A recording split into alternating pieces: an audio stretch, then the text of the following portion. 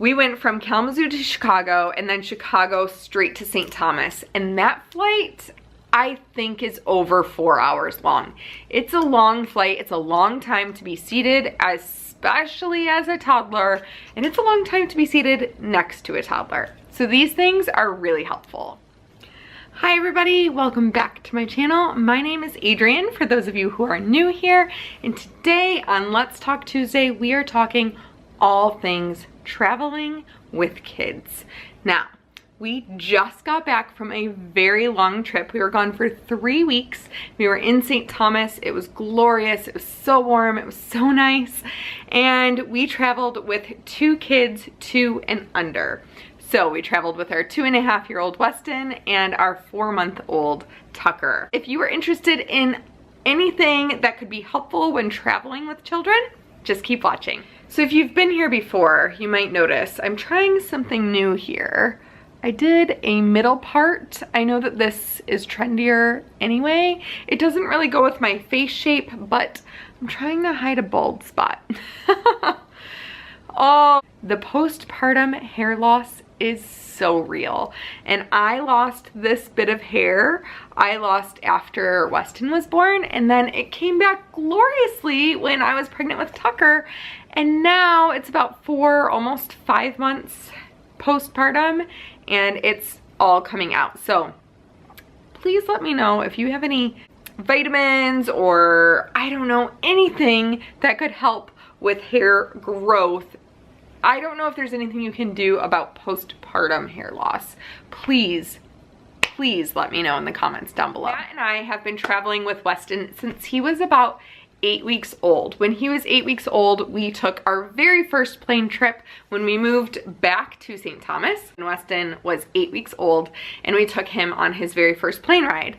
Little babies do great on planes. There's nothing to worry about, like, honestly. All they want to do is eat, sleep, and poop, right? And that white noise of the airplane, it's like magic. Weston fell asleep every single time, and he did really great. That first year of his life, we traveled quite a bit. Now that he's a bit older and wigglier, and he actually has his own seat, it's different.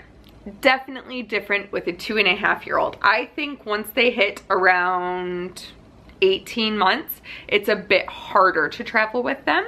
When they're little, it's like, it's kind of easy.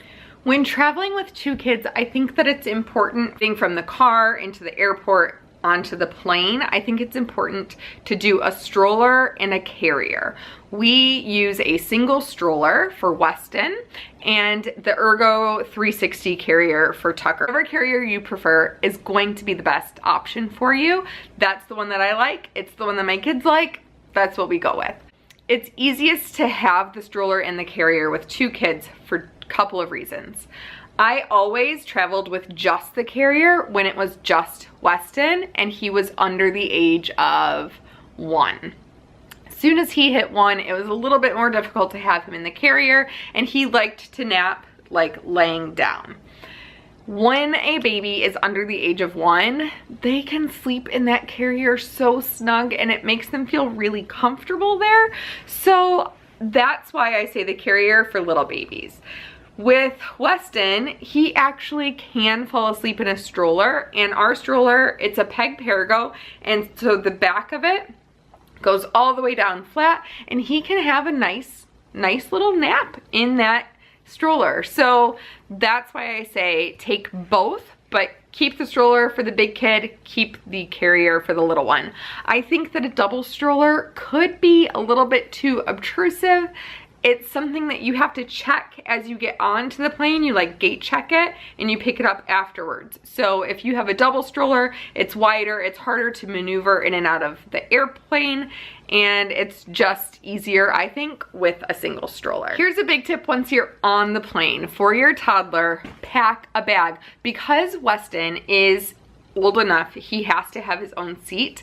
It was great because that meant we got to pack a personal item for him and a carry-on. I was able to pack for both the boys in that carry-on bag, and then I was able to put lots of toys and fun things in this little backpack for Wes. This is a pretty decent sized backpack. It's a Wildkin. Wildkin backpack, he loves this. It was a gift from Aunt Sandy. Thanks, Aunt Sandy. It was really good timing. The front zipper I packed full of just snacks. So it was easy for me. If he needed a snack, I went in the front zipper. If he needed a toy, I went into the back zipper. And I think all of these toys are still here. And it's a pretty big backpack, yeah. So all of his toys are packed in here. I also packed a couple of surprise toys. That's what Weston calls these. I'm gonna show you. These surprise toys are a hit with him. Weston is really big into opening up a little package and finding out what's inside. Now, there are so many different types of these little surprise toys. He got several of them. I packed 3 of them for the way there and then realized, oh no, I didn't buy any for the way back. So while we were in St. Thomas, thank goodness, I went to Walgreens and they actually had these little Tonka surprise toys. I had never purchased one of these before. We had purchased the Driven brand. I think Batat does that one. Anyway, in these little surprise toys, it's just like a little truck, sometimes a little track and a sign that goes along with it. And he absolutely loves them. So for the way back, I picked up a couple more of these and like a Hatchimal, and I think we got another little surprise toy. When Wes started to lose it, or if I saw he was starting to get bored, or if I noticed he really just needed something to like divert his attention from having a meltdown, I would say, oh, I think there's another surprise toy in your backpack. Would you like to see? And he always said, yes. And we would pull out the surprise toy and it would really just troubleshoot any situation that was about to happen. I also packed a couple of these little grab and go. This is called Pop Outs Take and Play. It's a Peppa Pig one. There's a play pack that I got. It has stickers and crayons in it. These didn't get opened because I had so many of them. I was able to pick these up at the dollar store. I think Dollar Tree? Yeah. Dollar Tree has these. If you can't find them like at the Target dollar spot, go over to Dollar Tree and you'll find different types. These were really helpful. These also came in handy to have extras when we went out to eat because I was able to just like pull one out. He and his cousin could play a little bit with them and have a really good time. The couch was packed full of snacks and packed snacks that you know they love. Weston loves Cheddar Bunnies. He loves this brand of pouch. Like 2 days before our trip, Weston got really, really sick. And I took him to the pediatrician and she said he was okay to fly. He was cleared to fly because his ears did not have fluid in them. So he was cleared and she gave me a couple of recommendations. And I would do this whether your child is sick or not. Suggested was, with the fruit snacks, is to give them to him as we were going up and coming back down. And that way it would help to keep his jaw moving and to keep his airway clear. You know, like that. Like we are able to yawn and we know that if pressure is building in our ears, to yawn or to swallow, and that helps to relieve pressure from building in your ears. But little ones don't know that. So especially because he was sick, I thought it was a key thing. She also recommended just to go ahead and give him some ibuprofen or some Tylenol, whichever, to help with any possible pain that could happen for him, just to go ahead and give that to him before we even took off. And I think that that helped. He did really, really well, despite the fact that he was feeling terrible. The same thing goes for little babies. Babies do not know, of course, how to relieve pressure, and so a doctor once told me to make sure that they are sucking on something, whether they are nursing, having a bottle, or a pacifier. Those are 3 things that you can do to help your baby to relieve the pressure in their ears as the plane is going up and coming down. Tucker loves to nurse, so that's what we did for him, and he did really, really great. Emergency candy. If the surprise toys aren't doing it, or you just gave one away and the toddler is still like on the brink of a meltdown, pack suckers. Have Dum Dum suckers everywhere you can grab them, because seriously, the flight for us, at least, it was just like, you know what, just stay quiet so we can get through this, because I do not want to be that person on the plane where people are just staring at you like, get your kid under control. You know what I'm saying? I hate that. Most people are very understanding. I just like to keep them quiet at all cost. So if a dumb sucker is what's gonna do it, by all means, have the sucker kid, enjoy it.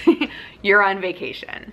I did want to share these with everyone because I thought that these were really cool. Look at these adorable little headphones.